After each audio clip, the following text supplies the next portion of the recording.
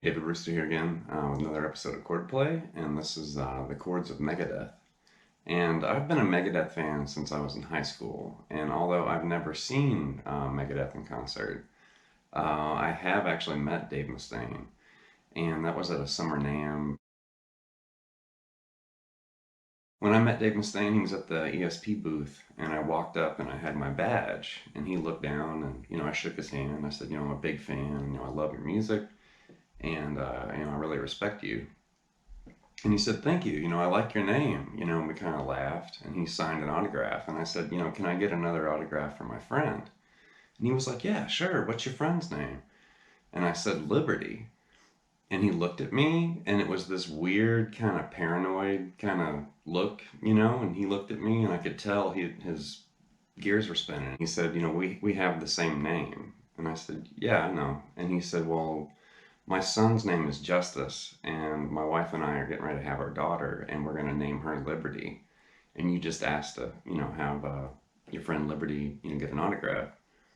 And it was kind of strange because I could tell he either thought I was trying to like scam him or I was just making it up. And it was like, no, my name's really David, and my friend's really named Liberty. But I could tell he acted so strange. And then it was so awkward when I left, where it was like, dude, I'm not trying to like get your credit card number. I'm not trying to scam you or something. This is legit. You may notice that I chose to make Megadeth before I made Metallica. So I'm sure I'm going to get some hate mail, maybe a punch in the face from somebody sooner or later.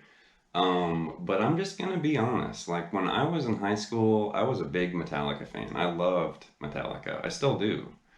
But I love classic Metallica. I don't really listen to Metallica anymore. I do, but I listen to the old stuff. I'm an old school Megadeth fan.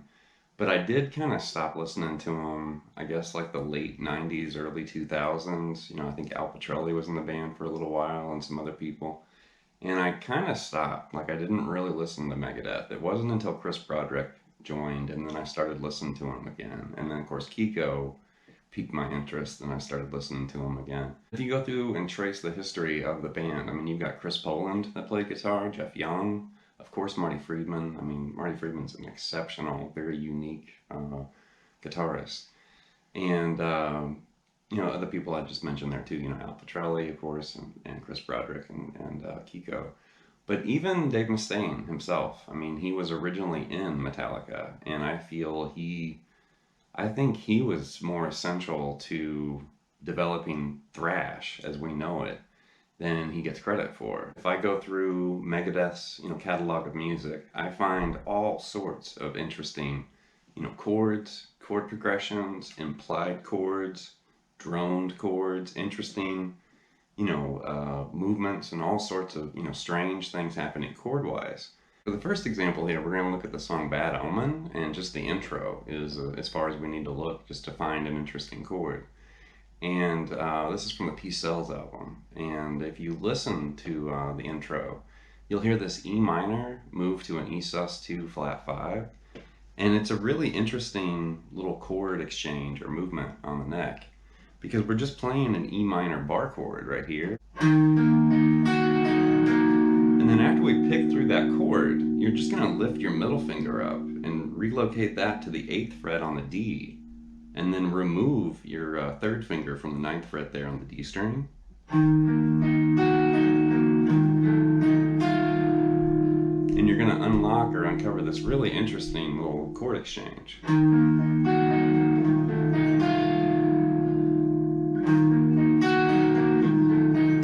The next example is from the song Foreclosure of a Dream, which is on Symphony of Destruction. And there's this kind of droning open string, guitar part in, the intro part of the song. And I really love droned chords, sustained, fretted notes over open, ringing, open strings. And, I've talked about that in a few, Chordplay episodes, Pink Floyd and Tool and Alice in Chains. And here we are, with Megadeth looking at, ringing, drones. So this is interesting because the overall tonality is G minor. And he's kind of playing around with D harmonic minor. So I'm not really sure if this was influenced from Mustaine or Marty Friedman. I don't know really who came up with this riff. But if you play D harmonic minor over a G minor chord, you're actually playing a mode of harmonic minor. That would be Dorian sharp 4 is what that is, which is a really interesting mode.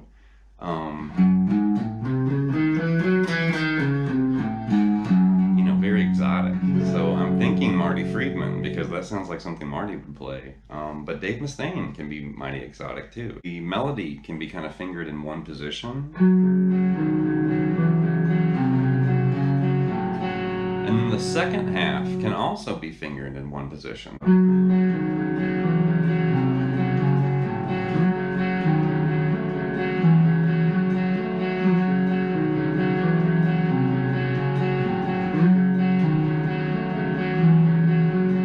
The next example is from Hangar 18, which is on Rest in Peace, and that is definitely one of my favorite Megadeth albums, and the first appearance of Marty Friedman.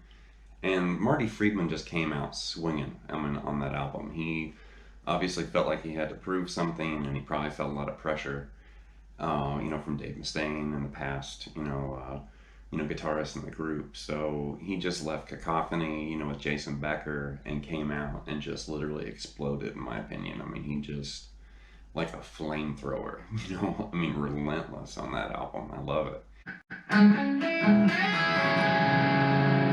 So right there we're playing an open position D minor chord and then sliding into a partial D minor shape right there. You might associate that with like a D minor bar chord, but it's just the fretted part right there. And then kind of allowing that open D string to ring. So we're playing an open position shape and then answering it with a higher, alternate voicing, which is really cool. And then we're going to play a B flat major over D. So right there's the B flat major. And then we're going to slide into a partial B flat major. So associate that with like a B flat major bar chord. But we're playing that over D. Right?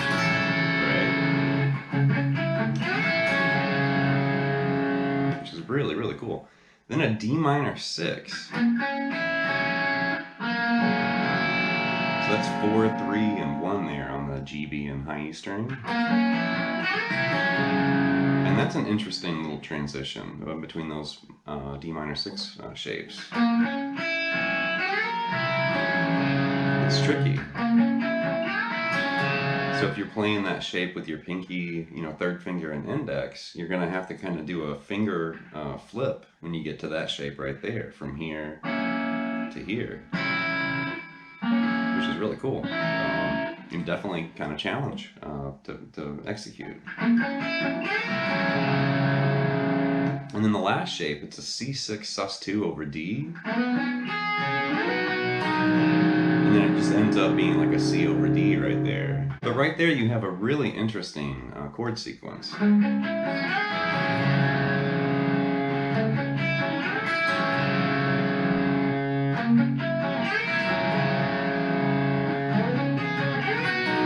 Next up, we're going to investigate Dave Mustaine's spider chord technique.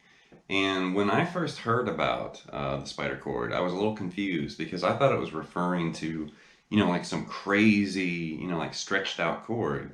But really, it's an interesting and useful power chord kind of technique. Instead of using like the same fingering and, shifting to an alternate set of strings, like say if we're on the A and the D and we're going to shift to the low E and the A, instead of using the same fingers, and kind of doing something like that, the spider chord involves, using like say the index and third finger there, and then if we're moving say to the sixth, like from E to C, instead of picking up those fingers and moving to that chord, he's actually using the middle finger and the pinky to grab that C. So that way he can move from E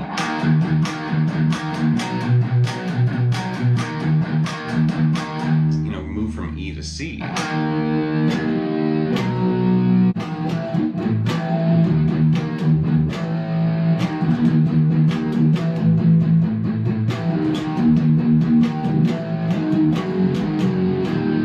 instant kind of thrash riff. So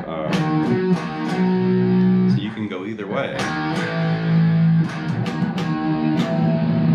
Now, a really interesting, version of this is in the song "Wake Up Dead," which is on Peace Cells, and you can hear him doing the spider chord in this really cool, like kind of classic thrash riff, and it involves power chords. But check out the movement here. We're gonna basically do, well, I'll play it up to speed first.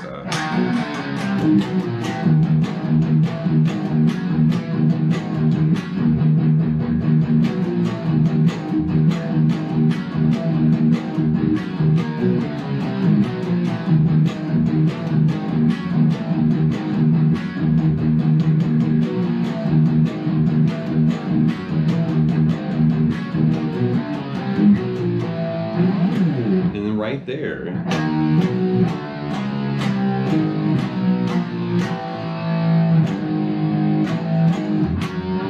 it's like total thrash. But right there, there's the spider chord happening, between the E and the C. And then he's moving down chromatically. And then right there, he's doing a C sharp and then changing it to an A power chord. So there's a second, spider chord, and then C to B flat, right?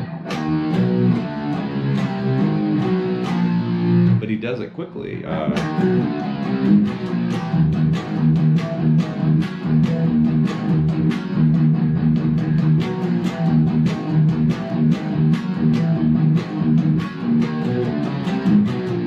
Last example here is from one of my favorite Megadeth songs, and this is from In My Darkest Hour, and that was on So Far So Good So What, and just a really cool, song, very dark and moody and brooding, kind of tune. But right off the bat, we've got some interesting chords at play here, and there's some interesting and very challenging shapes happening here, and there's a big position shift too, right in the middle of this progression.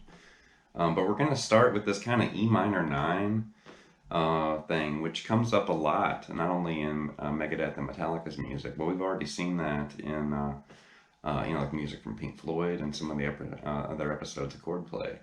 But right here, we're going to basically kind of play with a little piece of an E minor 9, right?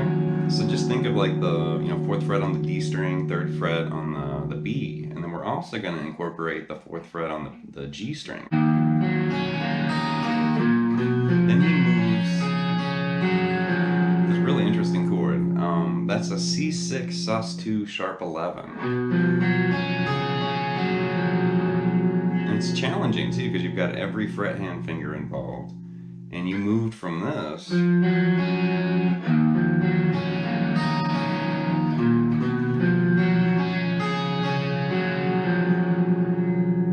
After that, we're going to move to a C sharp minor sharp 5, which is a really cool shape. So it's a bar chord, all the way across, and then you've got this kind of a C major shape happening there, but with all the strings being used, it turns into a C sharp minor sharp 5, which is cool. It's a really cool shape. That's more commonly seen in jazz than full-on metal, but there it is. Cool chord. And then it's going to kind of go back to this, which that's really just now a C sus2 sharp 11, like that. So when you put that together, and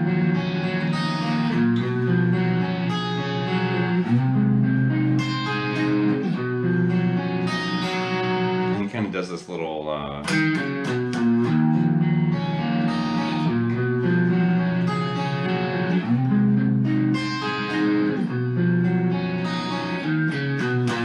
wraps up this look at the Chords of Megadeth and some of the kind of slick moves and interesting, chord sounds that they've uncovered.